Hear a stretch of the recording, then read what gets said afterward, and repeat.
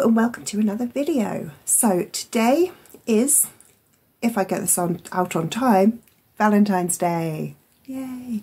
I am an eternally single person. I am in fact, let me grab her, a crazy cat lady with my cat who is very grumpy because she was happy sleeping on the chair that I'm now sat on and she didn't want me to move her. So I dislike Valentine's Day, and yeah, basically that's it. I don't like it. And I thought what I would do today would be a recommendation of some books that are about dating apps or different ways of meeting people other than the kind of traditional meet cute and all of that kind of crap. So yeah, this is basically romance recs for people who are single because it's a great place to be. So let's get into it. So my first rec I'm going to pop up here is The Ark.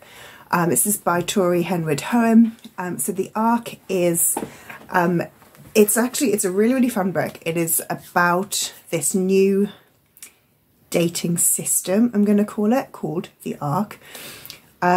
This costs a hell of a lot of money. It's about $50,000 and you spend a week locked in the Ark doing this whole load of personality quizzes and things like testing your sleep rhythm and things like that, really in depth. And then they match you with one person. One match only. And that match will be your one true love. Sounds amazing, right? However, of course, this is a romance. There is always going to be the twist in there. The way that the Ark works is they will guarantee that you'll be together in 18 months' time. But does love always run smooth?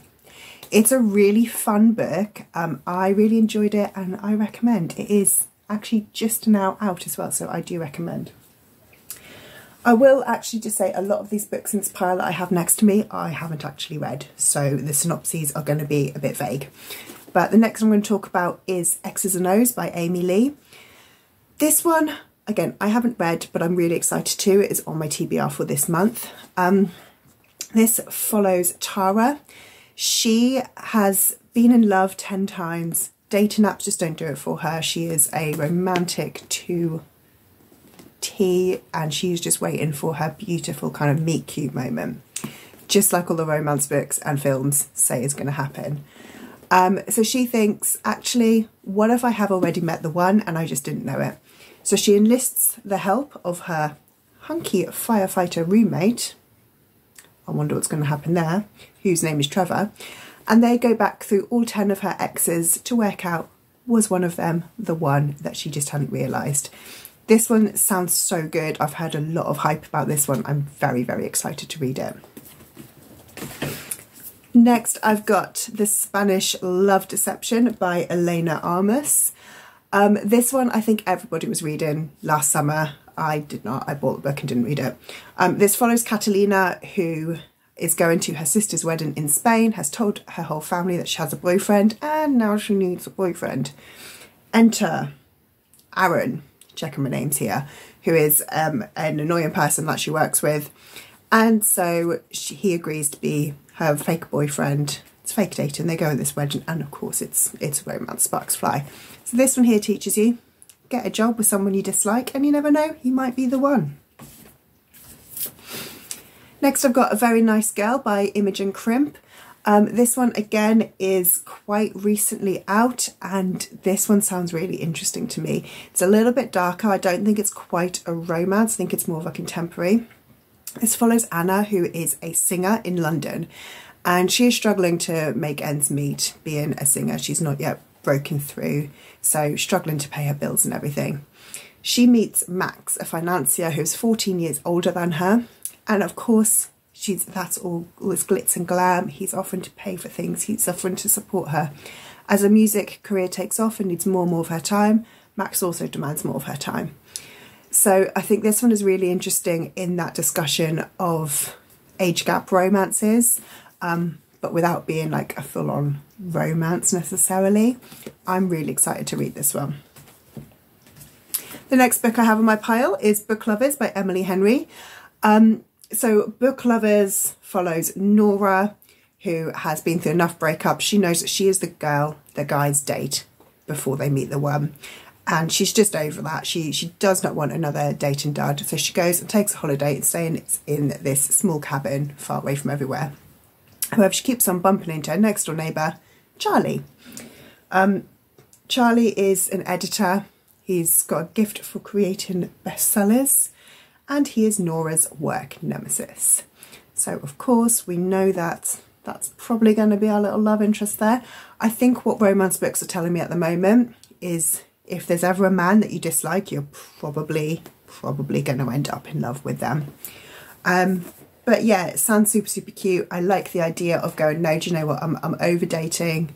And I think a lot of my friends have said this to me as well. And I have ignored every single one of them. But they're always like, no, you'll find the one when you're not looking for them. And I'm like, well, what good is that, eh? Next I have The Hating Game by Sally Thorne. So The Hating Game is amazing. It follows Lucy and Josh. They are assistants, like rival assistants in the same company, and they both end up applying for the same promotion, the same job. And they agree that if one of them gets it, the other one is going to quit. This is fantastic. It's the kind of work enemies to lovers. Again, it's same sort of thing as with Spanish Love Deception or Book Lovers. Get a job where there's someone that you dislike. You're probably going to end up banging them in a lift. Which, you know, probably not the best in terms of sort of, you know, HR probably going to have a few things to say about that. This one is one I have just been sent and I am so excited to get to start reading. This is Well Met by Jen DeLuca.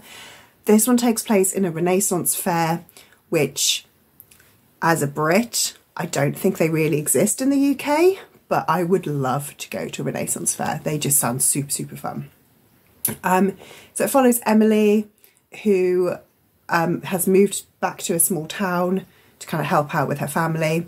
And she volunteers to sign up to this Renaissance fair and she becomes a tavern wench.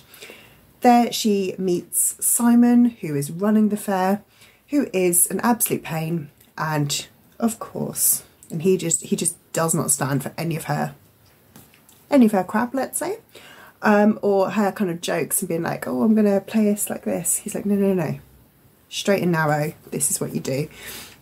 This sounds so much fun. This sounds so cute. And again, for me, go and do something silly that you enjoy. You might meet someone annoying who's going to end up being the love of your life. Pretty much as far as I can tell, all romance books are teaching me is go and, you know, if anyone is ever annoying, you probably are going to end up banging them. I mean, I'm not quite sure how much I agree with that. The next book I'm recommending is The Flat Share by Beth O'Leary.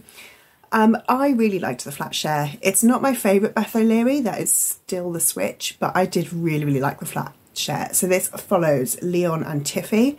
They share a flat, they share a bed, it's a one bed flat. She sleeps during the night, he sleeps during the day, and they never cross paths. They communicate throughout the whole thing in just post-it notes. And of course, when you're sleeping with someone, even when they're not there, you're gonna get that kind of closeness, which I just think is super, super cute. It's such a cute little love story. I mean, again, I wouldn't recommend anybody actually shares a bed with a stranger, even if the stranger isn't there, because it's a little bit weird. But you could always end up hooking up with a flatmate. Next, I've got Dating Dr. Dill by Nisha Sharma. So again, this is one I haven't read, but it sounds really, really cute.